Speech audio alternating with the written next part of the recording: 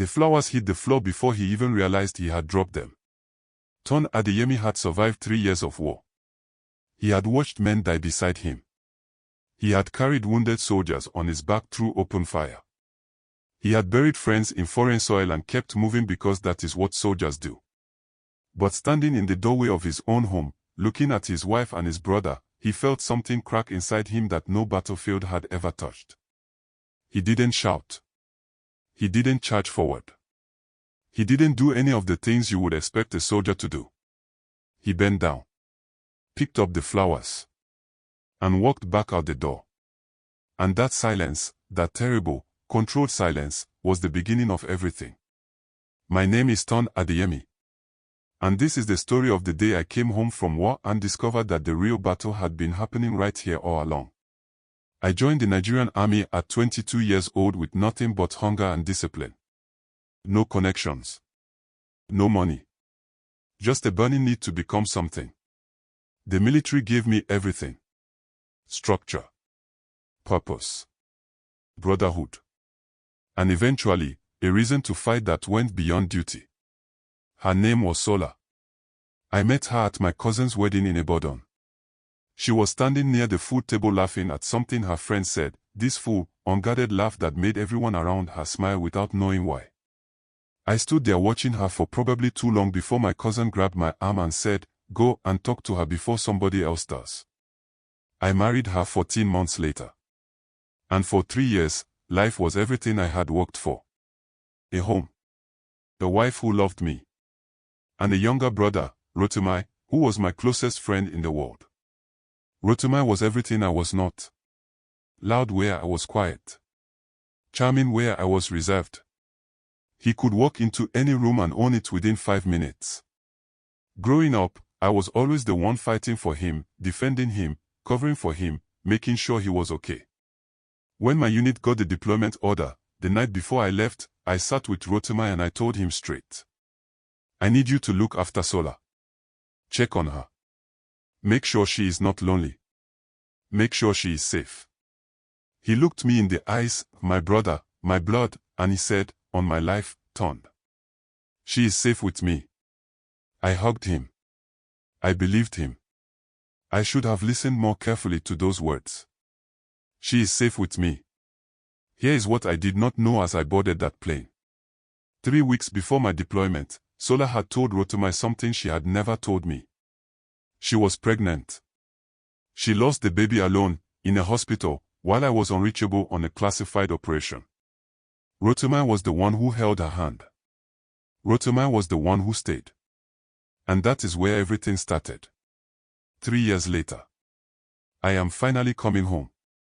I am sitting in a military transport, and I am grinning like a schoolboy.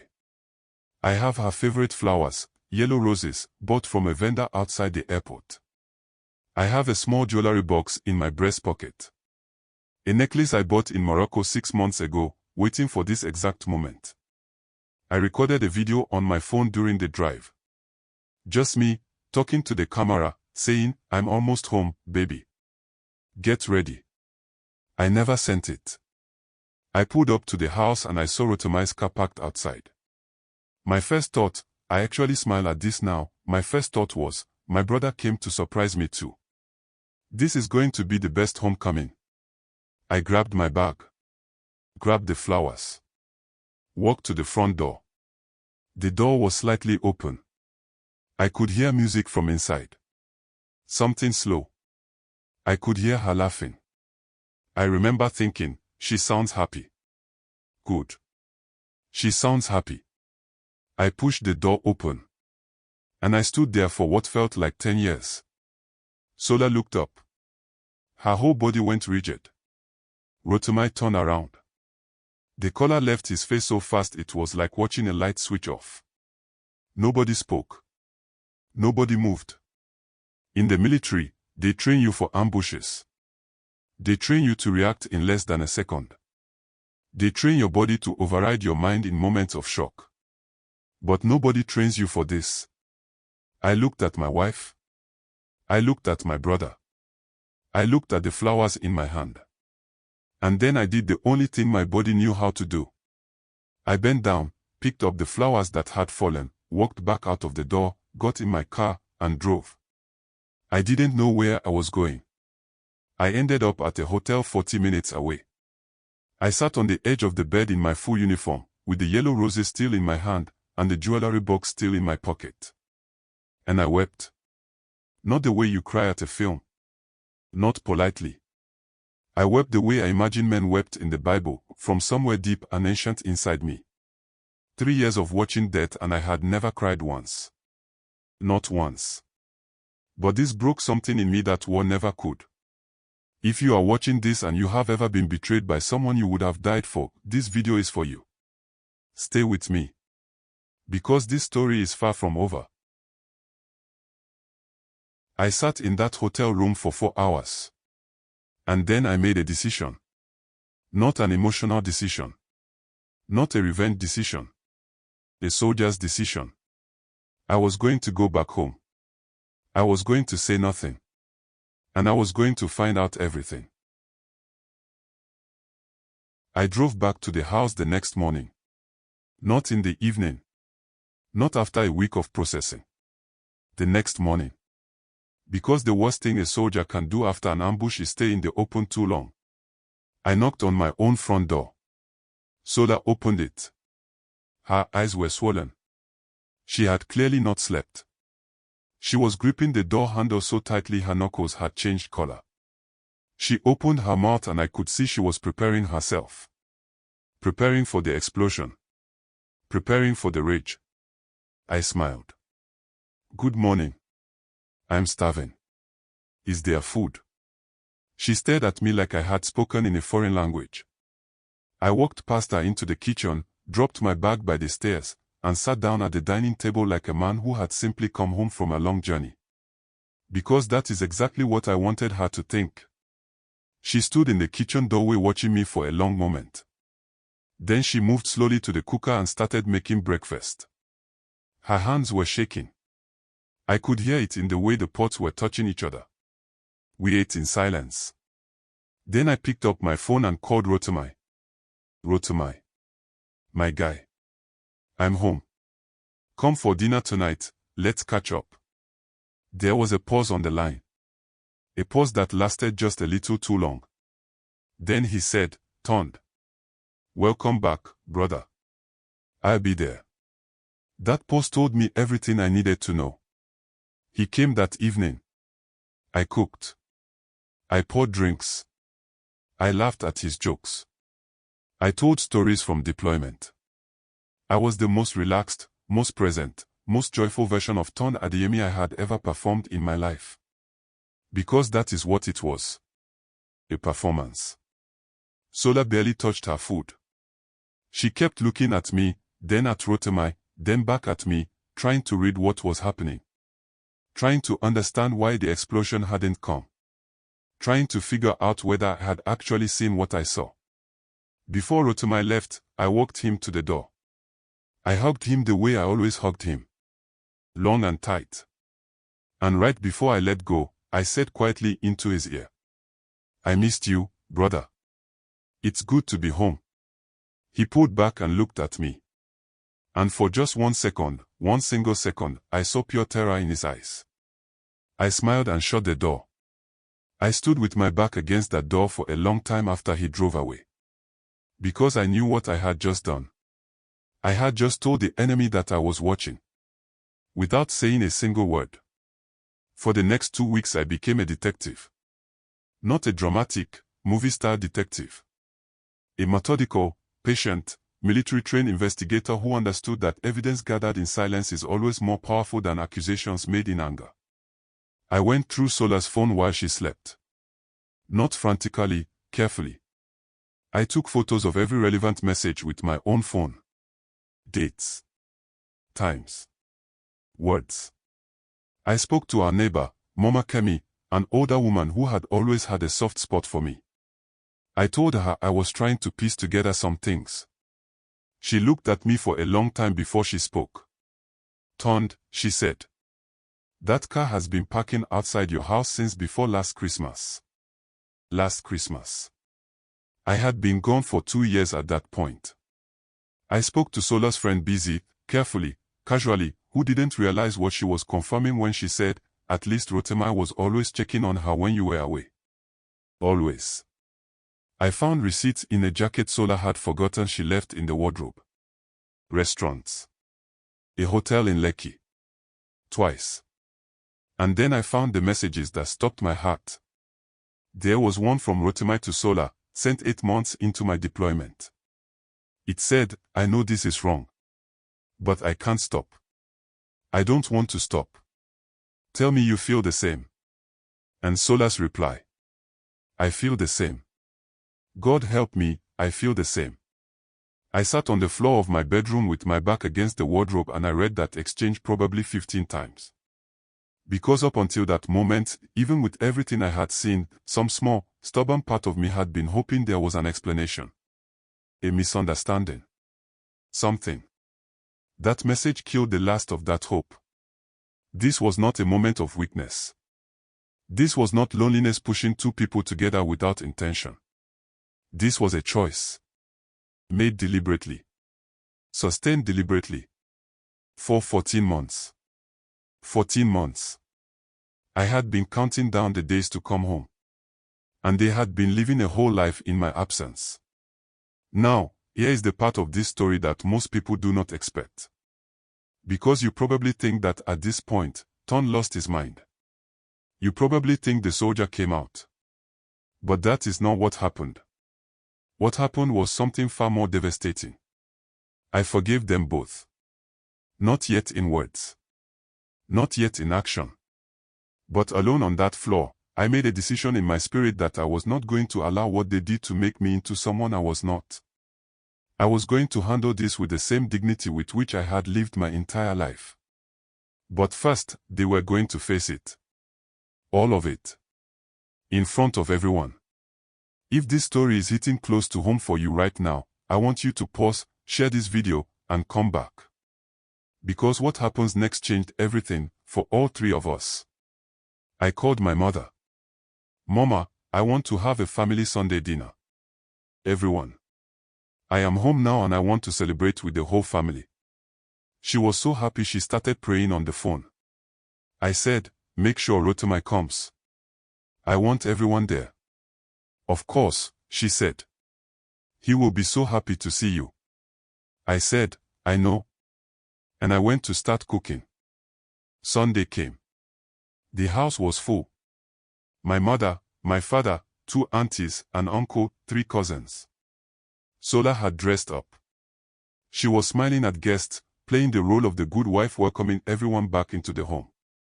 I watched her move around the room and I thought about who she had been when I married her. I thought about that laugh at the wedding. I thought about the 14 months of messages on her phone. Rotema arrived last. He walked in and the room got louder because that is the effect Rotema has always had on people. He hugged my mother. He shook my father's hand. He came to me and spread his arms wide. I hugged him. We sat down for food. The table was loud and warm. My uncle was telling a story about something that happened at work. My mother kept touching my arm every few minutes like she needed to confirm I was really there. Rotema was eating. But I noticed his jaw was tight. I noticed he laughed a fraction of a second after everyone else, like a man who was having to remind himself to perform. Sola kept her eyes on her plate. After the food, when everyone was settling into that comfortable after-dinner warmth, I stood up. The table went quiet. "I want to thank everyone for coming," I said. 3 years is a long time to be away from the people you love. And coming home to all of you, means more to me than I can say. My mother started to smile. I also want to say something that I should have said the moment I walked back through that door. I reached into my pocket and placed Sola's phone on the table. Then I placed printed pages beside it. Then I placed the hotel receipt from Lekki. Then I placed a printed copy of that message. The one that said, "I don't want to stop."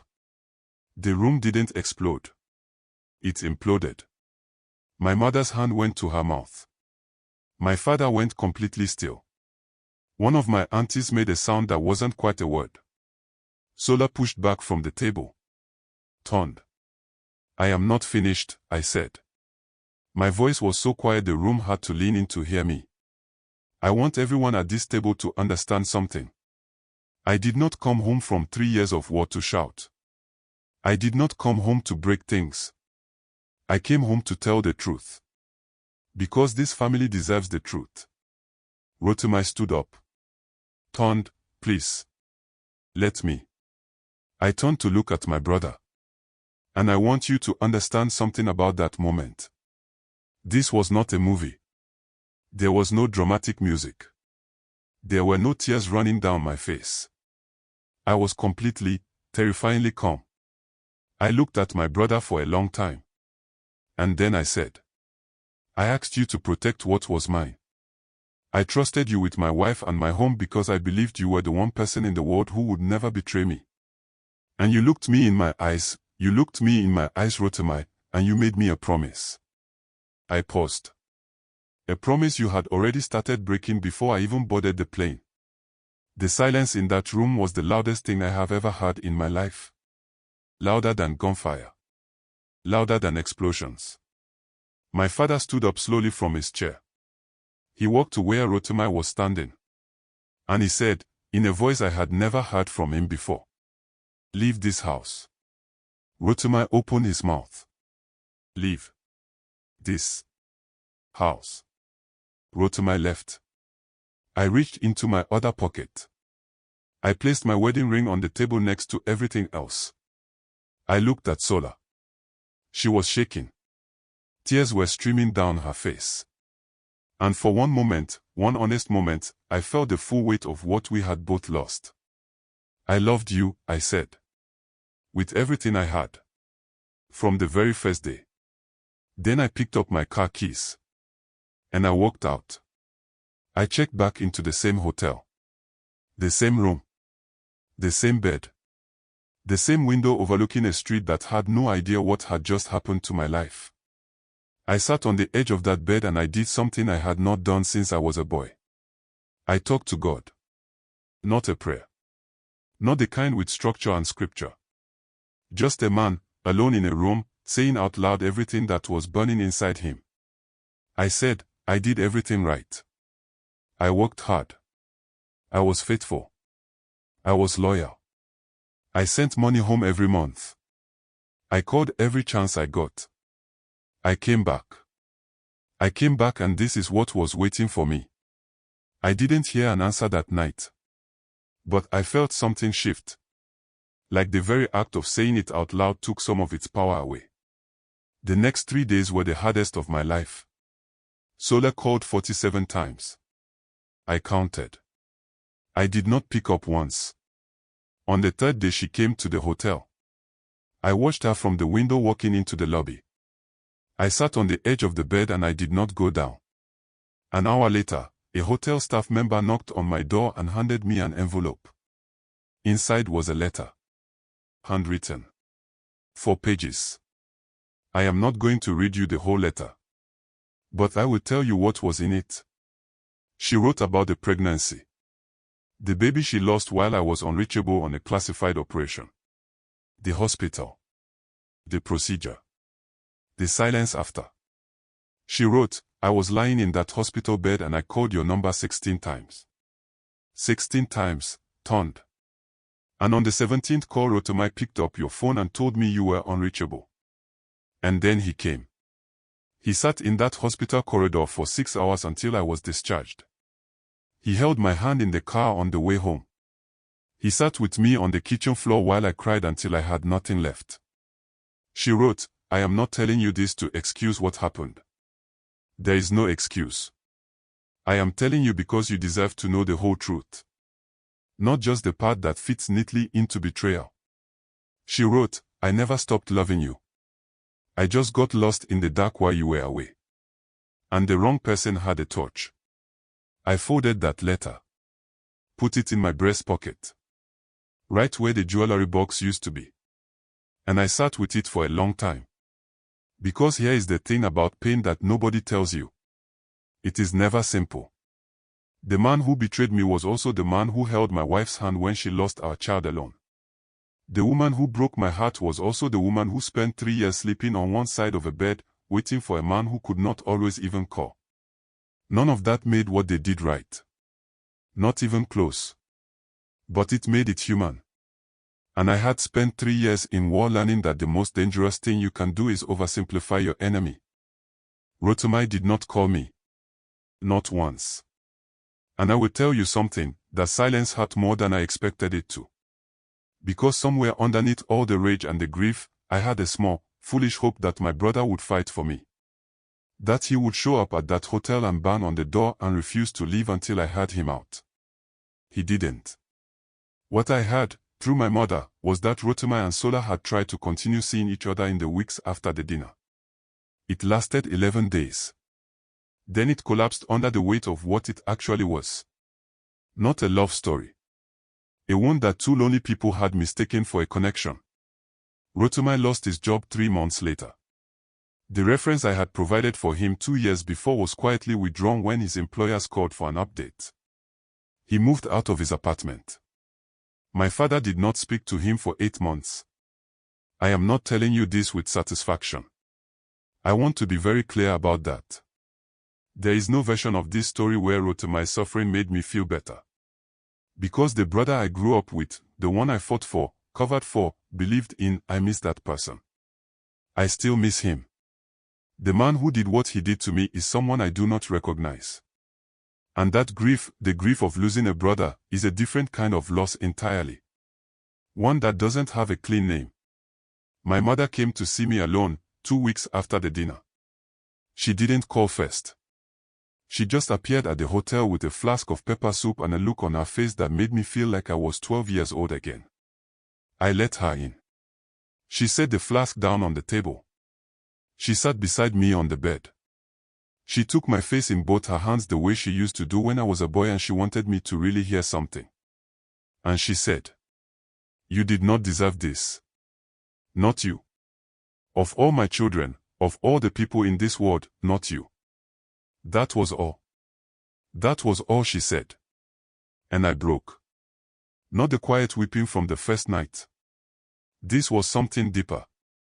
This was 3 years of loneliness and 14 months of betrayal and one lost child I never got to mourn and a marriage I had believed in completely, all of it, coming out of me at once. My mother held me and said nothing else. She didn't offer explanations. She didn't talk about forgiveness. She didn't tell me what I should do next. She just held her son. And in that moment I understood something that I carry with me to this day. You can survive almost anything if one person who truly knows you simply holds you and tells you that you are seen. If you have a mother like that, call her today. After this video. Just call her. 6 weeks after I walked out of that house, I made 3 decisions. The first decision was to file for divorce. Not out of anger. Not out of revenge. But because I knew in the clearest, most honest part of myself, that there was no version of that marriage that I could rebuild and respect myself inside of. Some things, when broken, become something new. And some things, when broken, are simply done. This was done. The second decision was to see a therapist. I know how that sounds to some of you. A soldier. A Nigerian man. Going to sit in a chair and talk about his feelings. I don't care how it sounds. I had PTSD from 3 years of combat that I had never addressed. I had grief from a child I lost without even knowing I had lost one. I had a betrayal that had shaken my ability to trust anyone alive. I needed help. I got help. And it was one of the bravest things I have ever done. The third decision was the hardest one. I decided not to hate Rotomai. Not to forgive him yet. I was not ready for that, and I was not going to perform a forgiveness I did not feel. But I decided not to build my future on a foundation of hatred for my brother. Because hatred is a weight. And I had carried enough weight for other people. I was done carrying things that were not mine. It has been 14 months since I walked out of that house. I have a new apartment now. Small. Clean. Mine. I painted the walls myself on a Saturday afternoon with the radio on, and I remember standing back and looking at it and feeling, for the first time in a long time, like I was building something real. I went back to work. I am now a trainer at a military academy, working with young recruits. There is a particular satisfaction in taking a young man who is all fear and no focus and watching him find himself over 12 weeks. I understand that journey now in a way I didn't before. One evening, a recruit, 19 years old, serious face, reminded me a little of myself, came to me after training and said, "Sir, how do you keep going when everything falls apart?" I looked at him for a long moment. Then I said, "You stop trying to go back to who you were before it fell apart. That person is gone. You find out who you are now. In the quiet. When nobody is watching. When there is nothing to prove and no one to perform for. That version of yourself, that is the one worth keeping." He nodded slowly. I don't know if he fully understood it yet. But he will. There is one more thing I need to tell you. 3 months ago Rotimi sent me a message. Just one line. It said, "I know sorry is not enough. But I am sorry, Tunde. I am so sorry." I read it. I closed my phone. I went for a run. When I came back I sat down and I wrote back one line. I hear you. Not forgiveness. Not reconciliation. Not yet. But a door. Left slightly open. Because I am my father's son and my mother's child and I was not raised to seal doors forever. We will see what grows in that space. And Sola. The divorce was finalized 4 months ago. We did not fight over things. We did not weaponize lawyers against each other. We sat across a table and we divided a life that we had built together, and we did it with as much grace as two broken people could manage. On the last day, in the car park outside the lawyer's office, she stopped and turned to me. She said, "I hope you find something that makes you as happy as I know you deserve to be." I said, "I already have." She looked confused. I said, "Myself." And I got in my car. And I drove. Not away from something this time. Towards something. I don't know exactly what yet. But I know who is doing the driving. And that, after everything, is enough. Tunde Adeyemi went to war and came back whole. He came home and was broken. But here is what they never tell you about broken things. They let in the light. And sometimes, the light is everything. If this story moved you, if it made you feel seen, or thought about someone you love, or reminded you of your own strength, share it right now with one person who needs to hear it. And if you are in your own silent hotel room right now, carrying something heavy that nobody knows about, drop a comment below. Just one word. Whatever you are feeling. I read every single one. See you in the next story.